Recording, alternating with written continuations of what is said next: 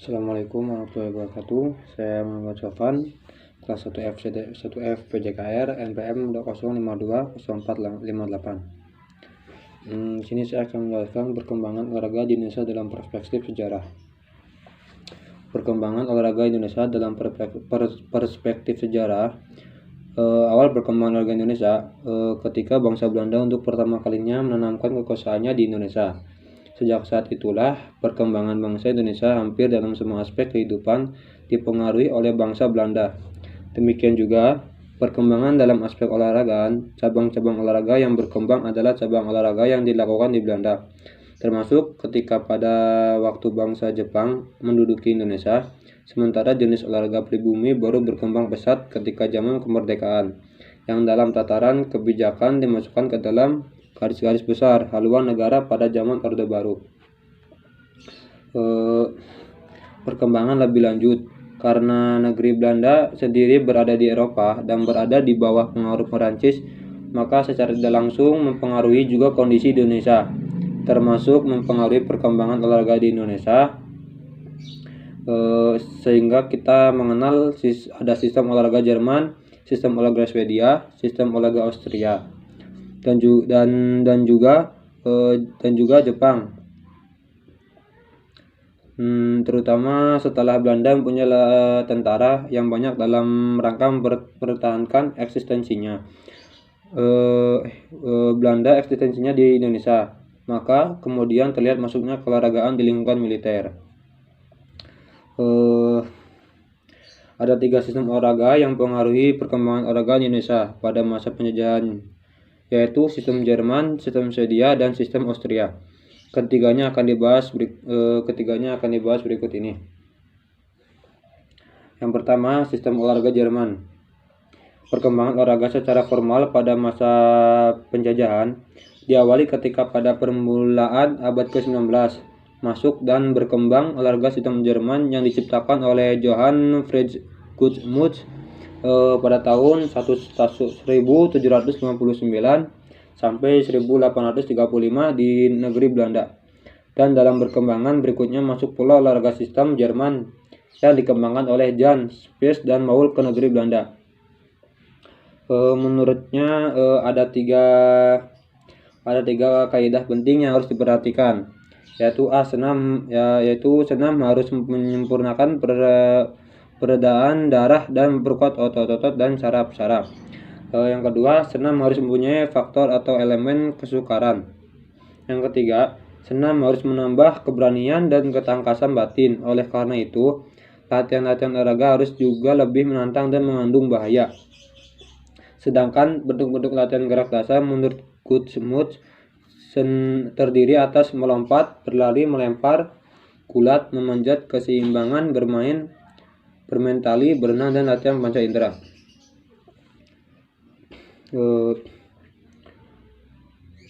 Beberapa pokok penting olahraga sistem Jerman ini antara lain, yang pertama, olahraga sistem Jerman adalah sistem olahraga yang dikembangkan oleh Jan Spies dan Maul yang ide dasarnya merujuk pada sistem yang dikembangkan oleh Gutsmuth. Yang kedua, titik tolak kerja sistem Jerman adalah kemungkinan bergerak. Yang ketiga, beberapa sifat gerakan pokok yang dapat dilihat pada sistem Jerman berikut ini. Yang A, latihan serta aba-abanya bersifat militer. Yang kedua, pelaksanaannya menghendaki keseragaman dan persamaan waktu. Ketiga, latihan-latihan ditunjuklah kepada memperkuat otot-otot. Yang keempat, kebanyakan terdiri dari latihan-latihan statis.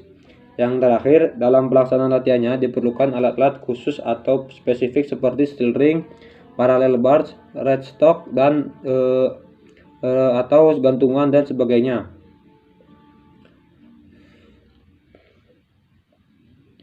Nah, di sini ada susunan pelajaran sistem Jerman terdiri atas pertama, latihan di tempat, B, latihan bergerak maju, yang C, latihan dengan berkakas ditambah dengan latihan lompat dan permainan.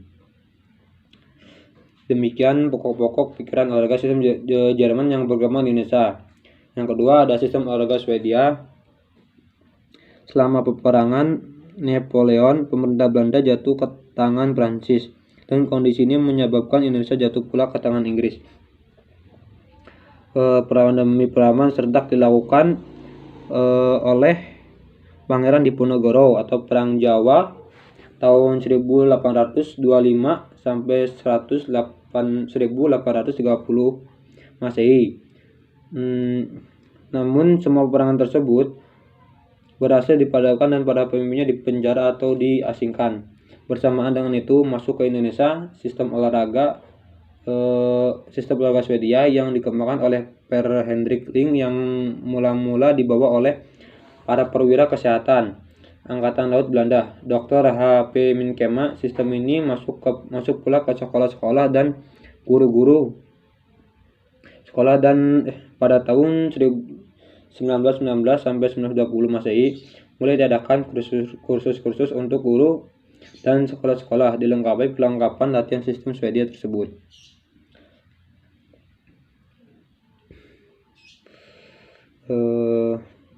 Dan yang ketiga ada sistem olahraga Austria.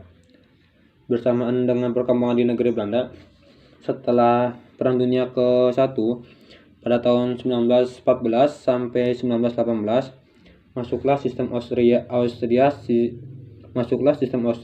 Sistem Austria diciptakan oleh Goulhofer dan Streicher, didorong oleh keadaan anak-anak akibat perang yang memerlukan perubahan pendidikan. Sistem Austria berpangkal pada anak vom Kinderhaus dengan memperhatikan aspek pedagogik dalam menyajikan latihan-latihannya. Nah, di sini ada 6 prinsip pokok dari sistem Austria, yaitu yang pertama, sistem ini diciptakan dan dipelopori oleh Dr. Kurt Goulhofer dan Dr. Margaret Streicher. Yang kedua, sistem ini didasari oleh pandangan bahwa dalam pendidikan itu tidak ada dindingnya pemisahnya, sehingga hanya ada satu pendidikan, yaitu yang meliputi manusia sebagai suatu pendidik. Jadi mungkin ada pendidikan moral, pendidikan intelek, dan sebagainya. Yang ketiga, ada sistem ini tidak berpangkal pada bulan latihan, tetapi sebaiknya berpangkal pada anak yang akan diberi latihan. Yang keempat, faktor-faktor anatomi, fisiologis, dan kesehatan juga diperhatikan dalam membuat sistem ini dan dalam membuat jenis-jenis latihannya. Yang kelima, jenis senam yang dilakukan oleh mereka diberi keterangan alamah, karena semua kecerdasan tersebut terdapat pada alam. Oleh karena itu, senamnya diusahakan mengganti alam. Sikat alamnya ditemukan oleh 3 komponen, yaitu yang pertama bentuk, yang dipengaruhi oleh bentuk badan dan keadaan perototan. B. Perbuatan yang berisi kemampuan berbuat atau berprestasi. Yang C. Isi yang ditentukan oleh kecerdasan dan keadaan batin.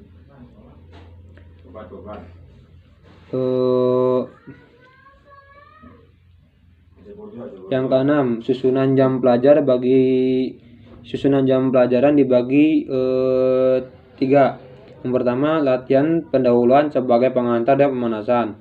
Yang kedua, latihan inti yang terdiri atas latihan-latihan togok, keseimbangan, kekuatan, dan ketangkasan, jalan dan lari, serta lempar dan lompat. Yang terakhir, latihan penanganan yang merupakan latihan penutup.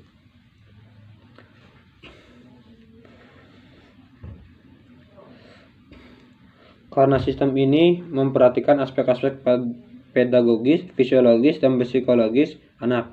Karena itu pula sistem ini sampai saat sekarang masih banyak digunakan di sekolah-sekolah Indonesia.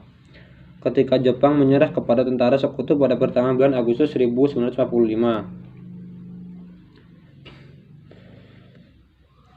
Dan di sini saya akan menyimpulkan dari jaring tersebut.